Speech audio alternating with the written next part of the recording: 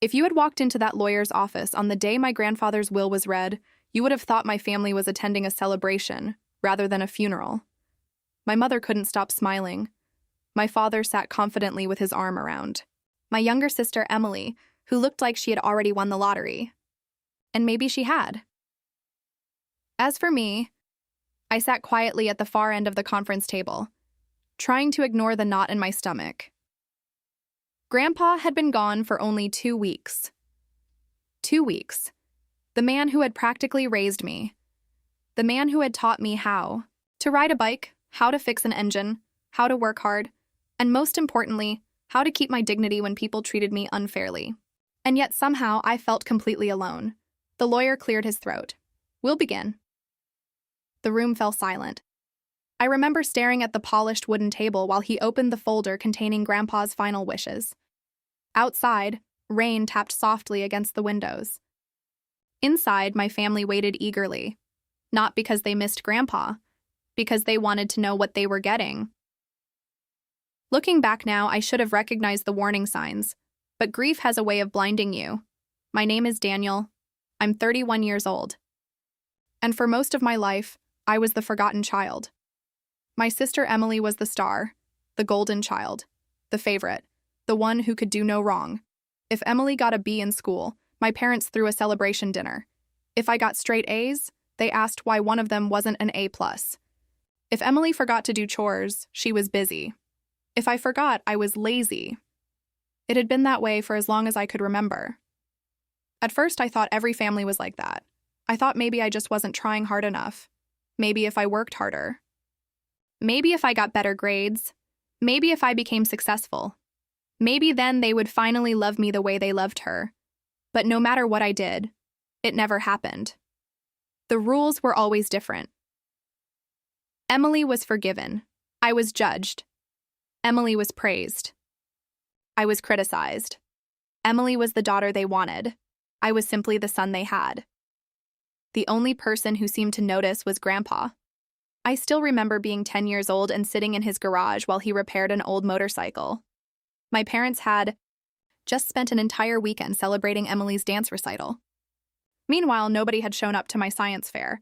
Not one person. I sat quietly on an old stool, pretending it didn't bother me. Grandpa looked over at me. "You okay, kid?" I shrugged. "I'm fine."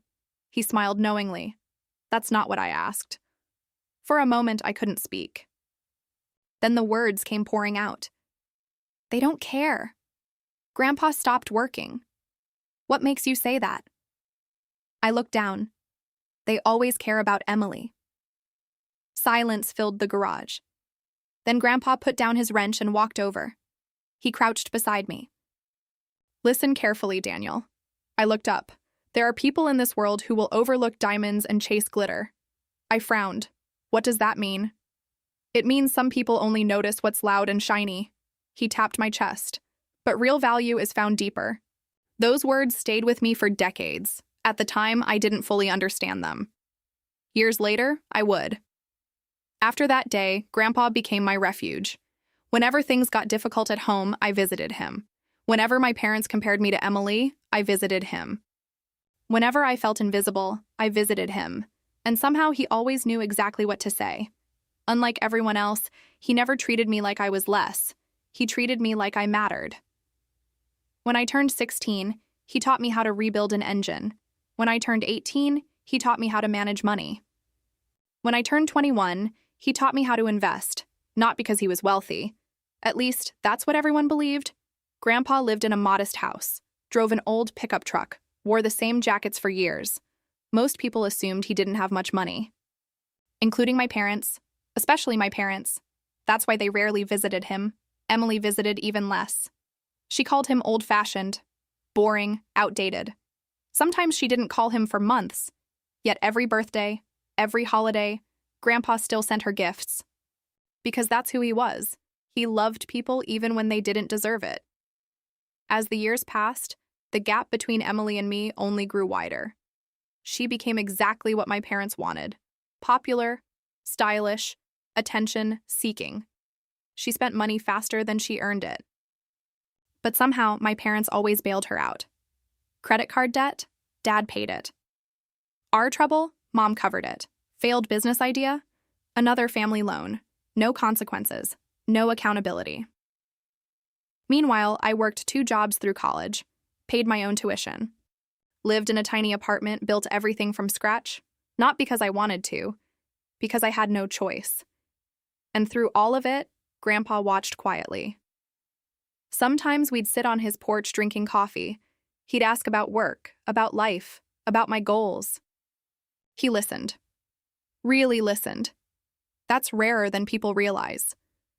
One evening, about 3 years before he died, he said something strange. "Promise me something." I looked up. "What?" "If life ever surprises you, don't make decisions from anger." I laughed. "That's random."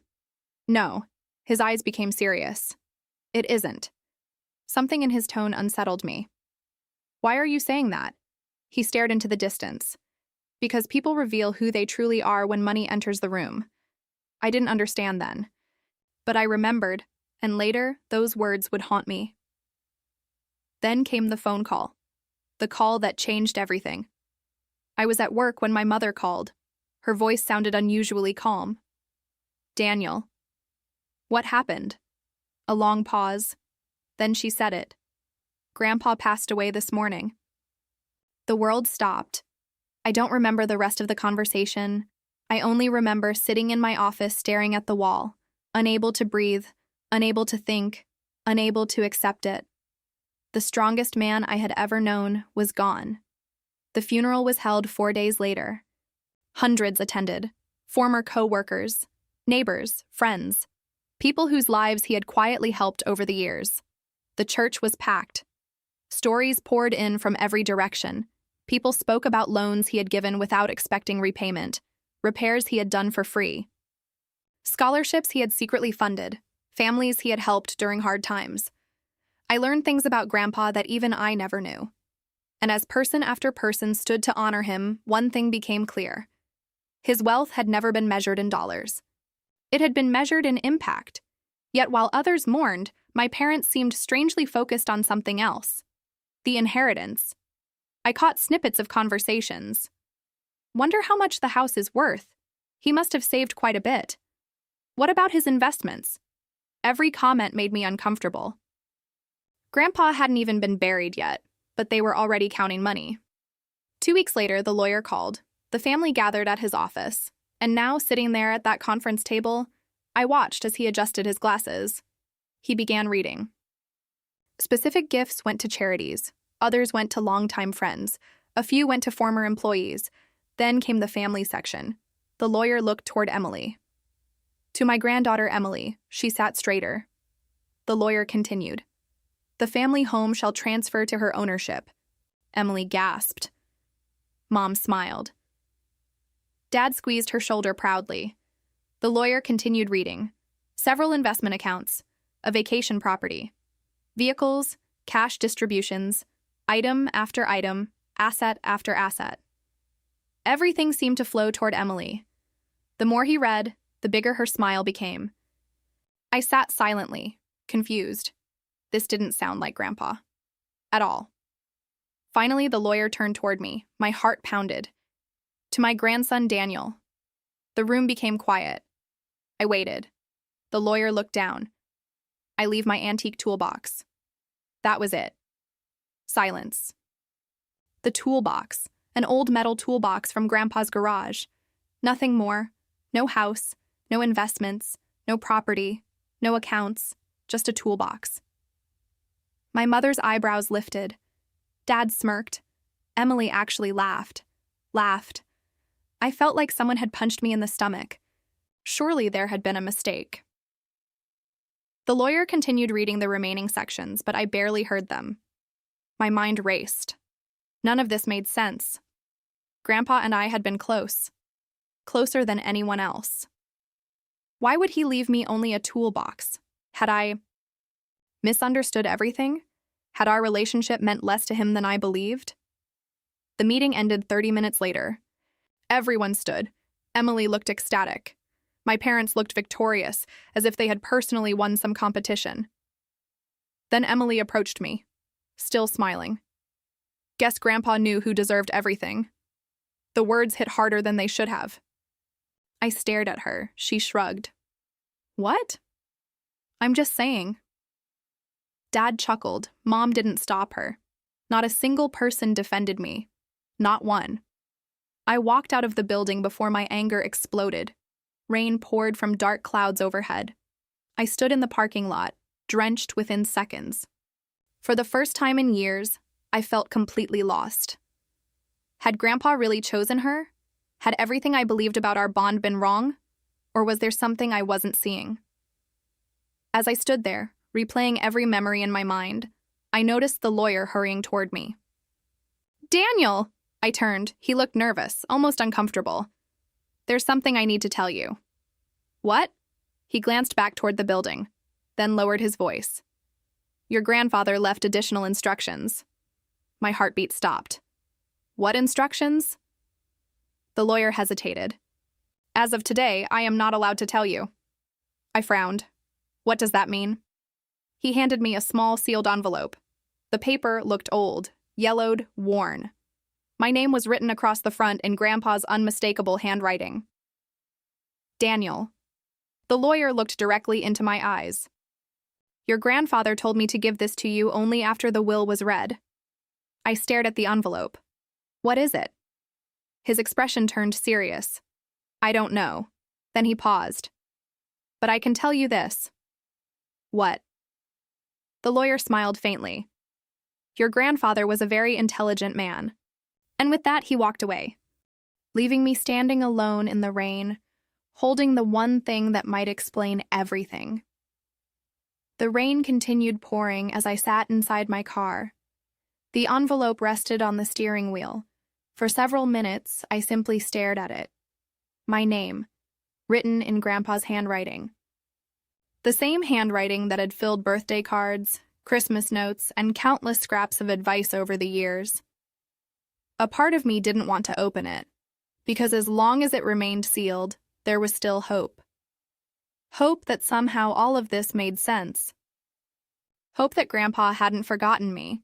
Hope that the man who had always believed in me hadn't suddenly changed his mind at the end. Finally, I took a deep breath and broke the seal. Inside was a single folded sheet of paper. Nothing more. No legal documents. No account numbers, no explanation, just one page. My hands trembled as I unfolded it. The message was surprisingly short. Daniel, if you're reading this, then things happened exactly as I expected. Do not be angry, do not argue, do not challenge the will. Most importantly, do not tell anyone about this letter. There is something I need you to find. Go to my garage. Open the toolbox I left you. Inside, you will find a key. That key opens a box. The box contains your next instruction. Trust me one last time. Love. Grandpa, I read the letter 3 times, then a 4th, then a 5th. A strange mixture of emotions flooded through me. Confusion, curiosity, hope, and something else. Excitement. Because suddenly none of this felt accidental anymore. This felt planned. Carefully planned, exactly the way Grandpa would have done it. I folded the letter and placed it safely in my jacket. Then I started the car. For the first time since the will reading, I wasn't thinking about what I'd lost. I was thinking about what Grandpa wanted me to find. The next morning, I drove to Grandpa's house. Technically, it belonged to Emily now, but she hadn't moved in yet. Most of the family was still busy discussing inheritances and celebrating their newfound wealth. The irony wasn't lost on me. They had received everything. Yet I was the one following Grandpa's final instructions. The house looked exactly as it always had.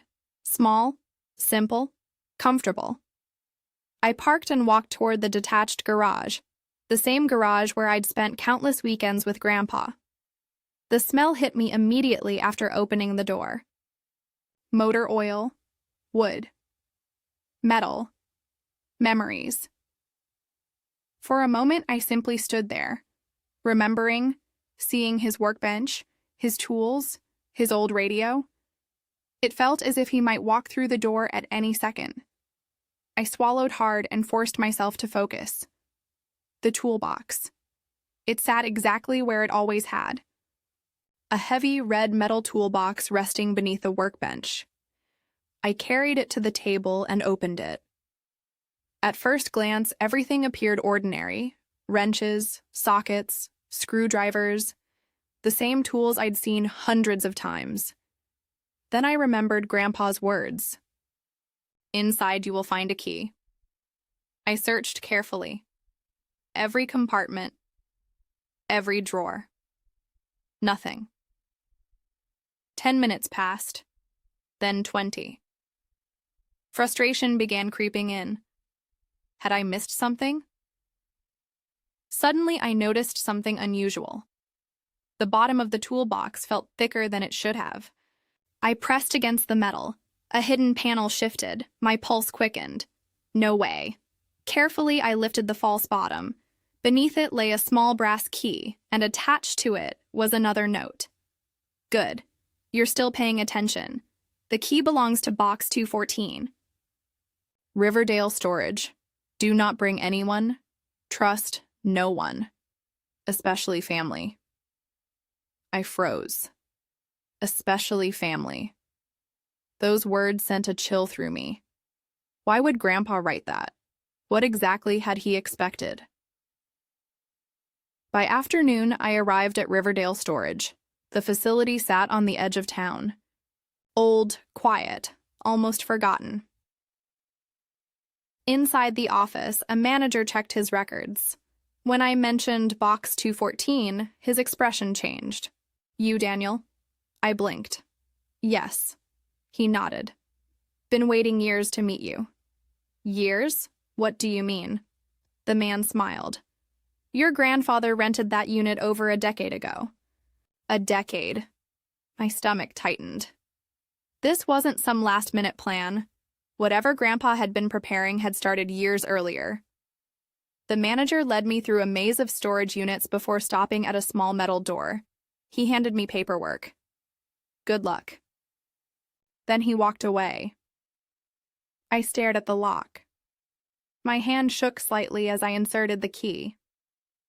Click. The door opened. Inside sat a single wooden chest. Nothing else. Just one chest. Centered in the room.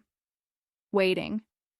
Almost like a treasure hunt designed by someone who knew me perfectly. I approached slowly. The chest was old, handcrafted, its surface was worn with age. A second key rested on top. Beside it was another envelope. I laughed despite myself. Of course, Grandpa. Another clue, another step, another mystery. I opened the envelope. Daniel, if you've made it this far, then you've proven something important. Patience. Most people rush toward answers. You never did. The chest contains evidence, but not all of it. Take the contents home. Study them carefully. Then visit attorney Michael Sanders on Monday morning. Do not call ahead. Do not tell anyone. And whatever happens next, remember, people reveal their true character when they believe they've already won. Love. Grandpa. My heartbeat accelerated. Evidence? Evidence of what? I unlocked the chest. Inside were dozens of folders. Photographs, financial statements, property records, handwritten journals, bank documents. Some dated over 20 years earlier. I carried everything to my car. The entire drive home, questions raced through my mind. What was Grandpa trying to show me? What had he spent years preparing? And why did it involve so much secrecy? That night, I spread the documents across my dining room table. Hours passed. Then something strange emerged, a pattern. Many documents involved the same names. My parents, Emily, and Grandpa. Property transfers, loan agreements, financial gifts, private notes. The deeper I dug, the more uncomfortable I became. Because The story my family had always told wasn't matching the records in front of me. Not even close. Around midnight, I discovered something that made me stop breathing. A handwritten journal entry from 12 years earlier. The page was marked with a yellow tab. As if Grandpa had wanted me to find it first, I began reading. And by the time I reached the final sentence, my entire understanding of my family had changed. Because according to Grandpa's own words, the inheritance everyone had celebrated at the lawyer's office was never the real inheritance. And somehow, Emily had no idea. My parents had no idea. But Grandpa had known exactly what would happen, and he had spent years preparing for it. The question was why. And on Monday morning, I was finally going to find out. I barely slept that weekend. Every time I closed my eyes, I saw Grandpa's journal entry. I must have read it 20 times. Yet the words still felt unreal. The highlighted entry was dated 12 years earlier. At the time, I had been 19. Emily had been 17. According to Grandpa's handwritten notes, he had already made a decision regarding his estate, a decision nobody knew about, not even the lawyer who had read the will. The entry ended with a sentence that echoed through my mind all weekend. One grandchild sees my wealth as money. The other sees it as responsibility. I knew exactly who he was talking about, and so did he. Monday couldn't arrive fast enough. At precisely 9 o'clock Monday morning, I walked into the office of attorney Michael Sanders. The name sounded familiar. Then I remembered. Grandpa had mentioned him years ago, not often, just enough that I knew they trusted each other. The receptionist looked up. "Can I help you?" "I'm Daniel Carter." Her eyes widened slightly. One moment. She disappeared through a hallway. Less than 30 seconds later, a door opened. An older man stepped out. Gray hair, sharp eyes, perfect posture. The moment he saw me, he smiled. "You look exactly like your grandfather." For some reason, hearing that almost broke me. I hadn't realized how much I missed him until that moment. Michael extended his hand. "I've been expecting you." His office was surprisingly simple. No flashy decorations, no expensive displays, just bookshelves and stacks of legal files. After we sat down, he studied me carefully. "You followed every instruction?" "Yes." "Nobody knows you're here?" "No." He nodded. "Good." Then he unlocked a drawer. Inside was a thick sealed package. The package had my name written across it, in Grandpa's handwriting. Again. I stared at it. How many of these did he leave? Michael laughed softly. "More than you'd believe." That sounded exactly like Grandpa. Always planning. Always thinking ahead. Always seeing 3 moves further than everyone else. Michael slid the package across the desk. "Your grandfather instructed me to give this to you only if you completed every step exactly as written." I swallowed, and if I hadn't, then I would have destroyed it. My eyes widened. "You serious?" "Completely." The room suddenly felt very quiet. Grandpa had created a test, and apparently I'd passed. I opened the package. Inside was a thick letter, far longer than the others. Nearly 20 pages. Attached to it was a flash drive, several legal documents, and one final photograph. A photograph of Grandpa standing beside a younger version of himself in front of a small warehouse. I didn't understand its significance. "Not yet." Michael pointed to the letter. "Read that first," I began. "Daniel, if you're reading this, then you've proven what I've always believed about you. You listen, you think, you don't let emotions control your decisions. That is why you're here. Before I explain anything else, I need you to understand something important. The will everyone saw was real, but it was never my true legacy. My true legacy was never money. It was judgment, character, wisdom, the ability to recognize value where others see none. Unfortunately, your parents never learned that lesson, and neither did Emily. I stopped reading. My chest tightened. This sounded less like a legal document and more like Grandpa speaking directly to me. Michael remained silent, allowing me to continue. For years, I watched your parents reward appearances instead of effort. I watched them praise charm over integrity, popularity over responsibility, excuses over accountability. Every time Emily failed, they protected her. Every time you succeeded, they moved the goalposts. I tried to intervene many times, but people only change when they want to, and they never wanted to. So eventually, I stopped trying to change them. Instead, I began planning. I looked up. Planning. That word again. Everything pointed back to the same conclusion. Grandpa had expected this. Every bit of it. The letter continued. The house, the cars, the accounts, the properties. Those were never my most valuable assets. They were bait, a test, and exactly as expected, everyone chased them, including your parents. Including Emily. Meanwhile, the real inheritance remained invisible. Exactly where I intended. My heartbeat doubled.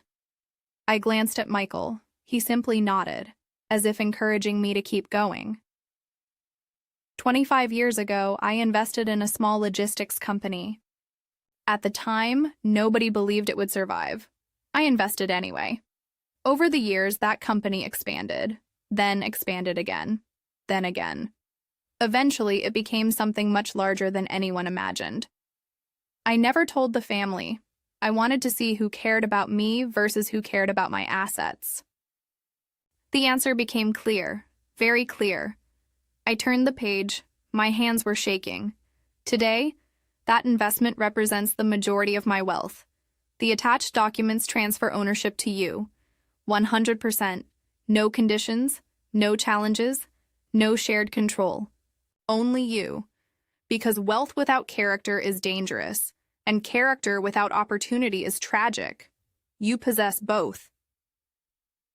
I stopped breathing. For several seconds, I couldn't move, couldn't think, couldn't process what I had just read. Michael finally spoke. Turn to page 14. My hands trembled. I flipped ahead.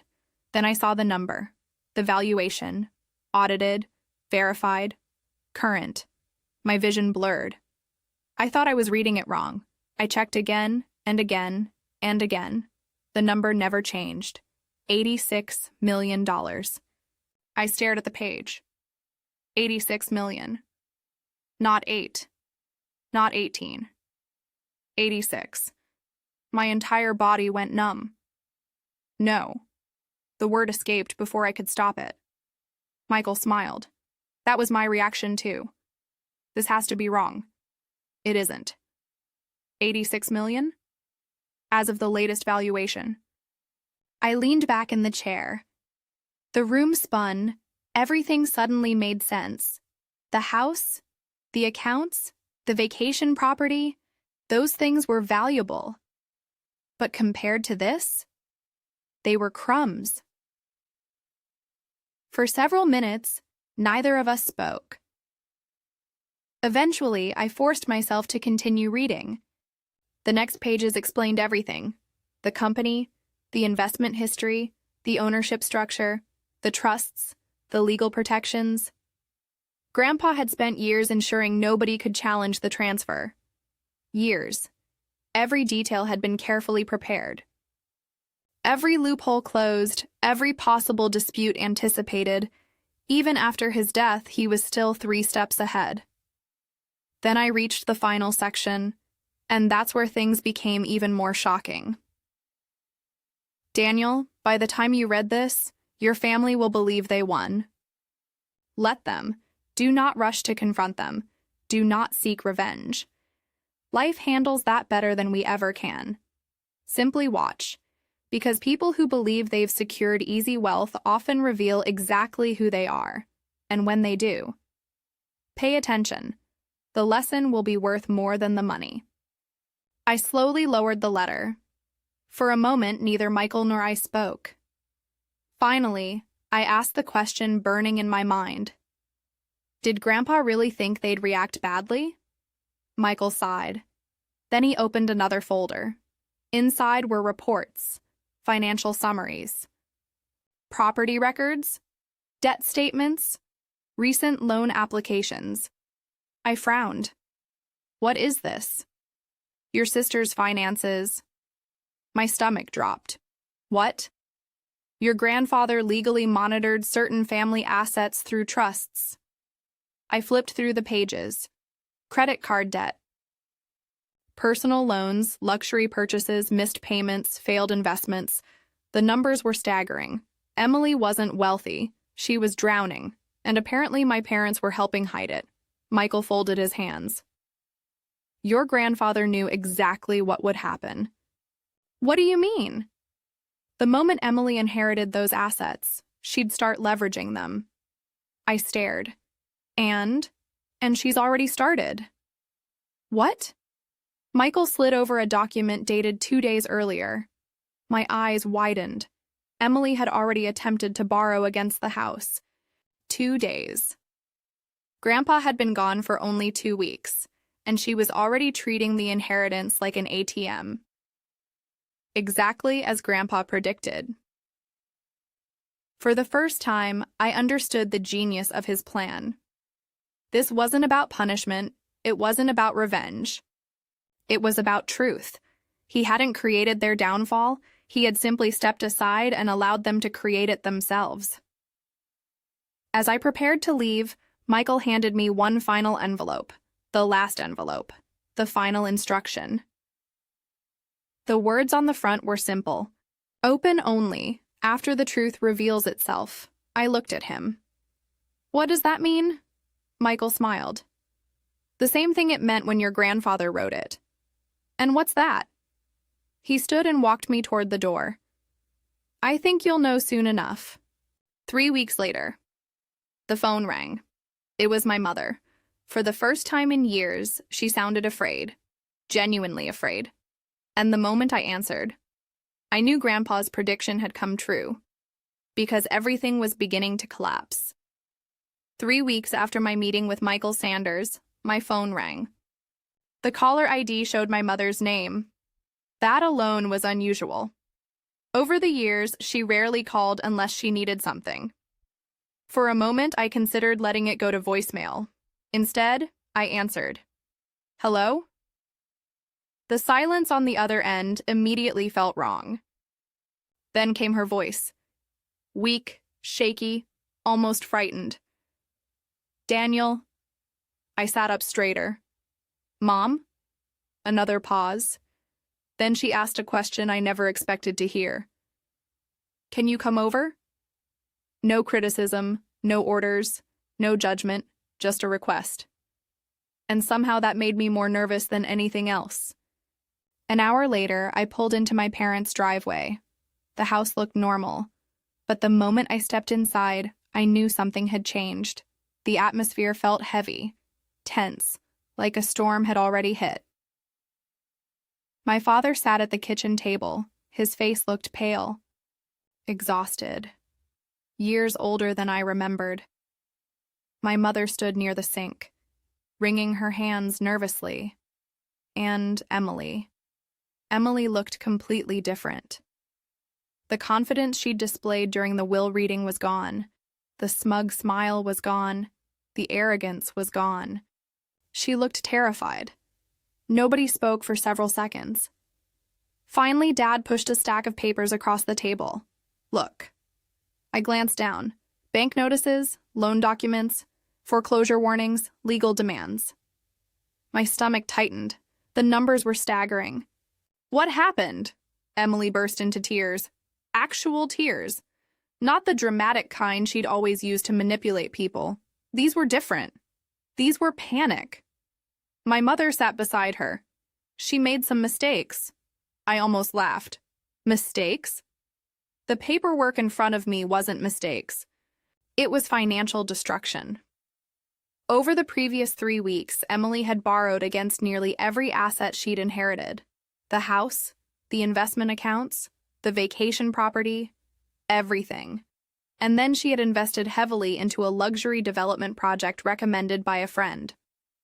A friend who had vanished the moment the money disappeared. The project collapsed. The lenders didn't. Now they wanted repayment immediately. Dad rubbed his forehead.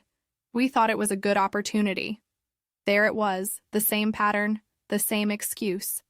Nobody had forced Emily to do anything, yet somehow responsibility was already being shared, just like Grandpa predicted. I stared at the documents. The situation was even worse than they realized, because many of the loans contained acceleration clauses, meaning lenders could demand everything at once, and they were. My mother looked at me. Can you help? The question hung in the air. For decades, they had treated me like an afterthought. Now suddenly I was important. Interesting how that worked. I remained calm. How exactly do you expect me to help? Nobody answered. Not immediately. Then Emily finally spoke. You have savings. I blinked. Savings? I almost admired the optimism. The hole she'd created was measured in millions, not thousands. Not hundreds of thousands, millions. Then Dad said something that shocked me. We'll pay you back. For a second, I genuinely thought he was joking. But he wasn't. He actually believed I possessed enough money to solve this. The irony was incredible. Because for the first time in my life, I did. I simply hadn't told them. I remembered Grandpa's words. Do not rush to confront them. Simply watch. So I watched, and the more they spoke, the more they revealed. They weren't sorry for how they'd treated me. They weren't reflecting on years of favoritism. They weren't acknowledging their mistakes. They were afraid. Afraid of losing money. Afraid of consequences. Afraid of accountability. Exactly as Grandpa predicted. Finally, I stood. I can't help. Emily's face crumpled. My mother's eyes widened.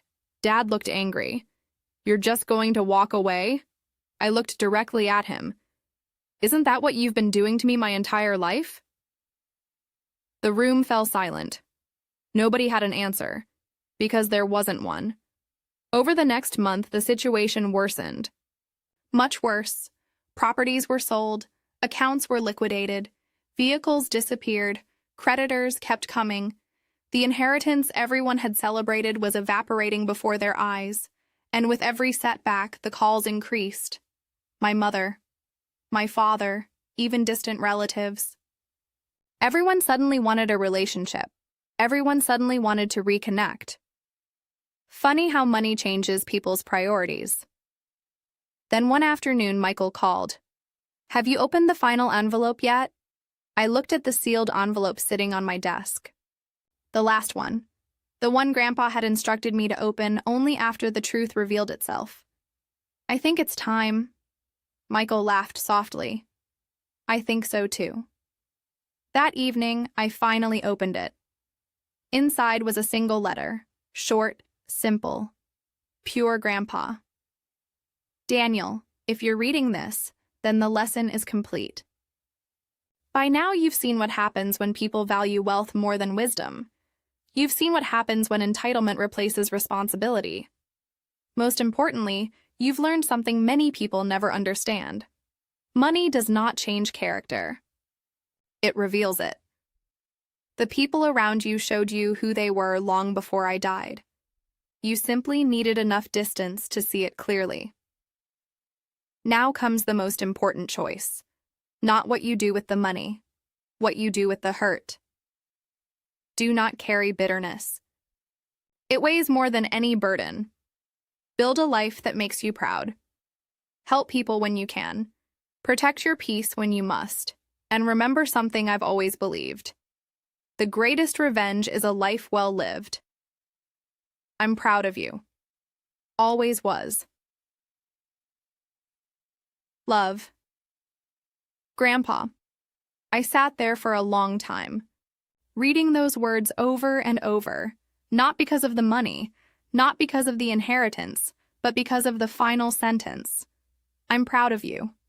4 simple words, yet they meant more than $86 million ever could. 2 months later, my family discovered the truth. Not from me, from public filings. The ownership transfer had eventually become visible, and when it did, all chaos broke loose. My phone exploded.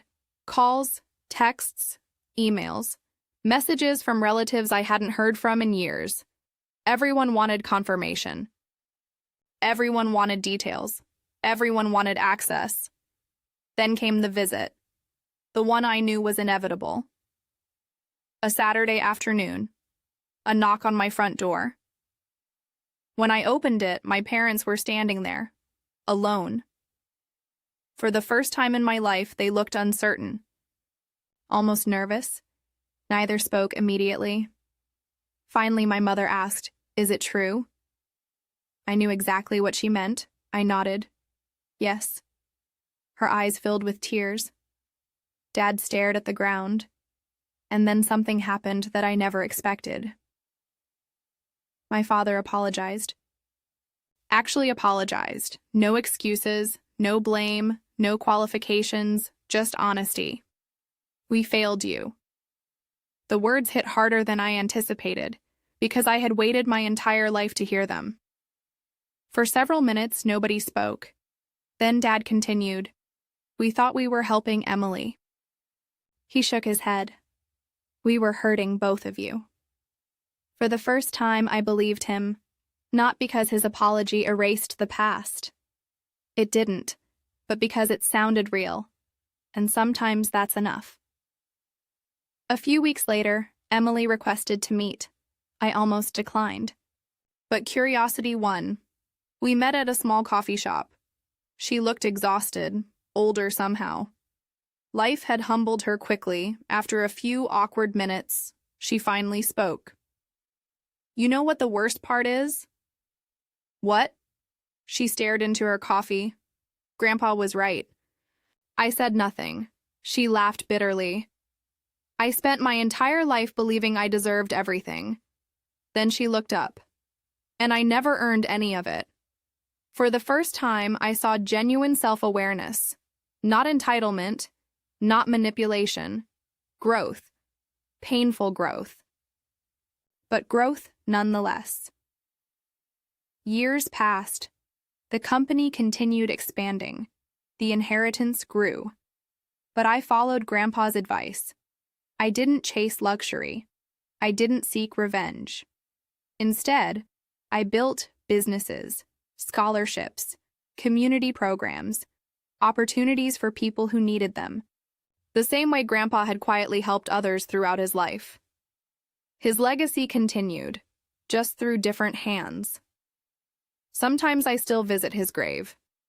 I bring coffee, sit nearby, and talk. Not because I expect answers, but because some habits never leave us. Every visit ends the same way. I remember that rainy day outside the lawyer's office. The moment I thought I'd lost everything. The moment my family celebrated. The moment I walked away with nothing but an old toolbox. Or so everyone believed. The truth was much different. The toolbox wasn't an inheritance. It was a lesson. The letters weren't clues. They were tests.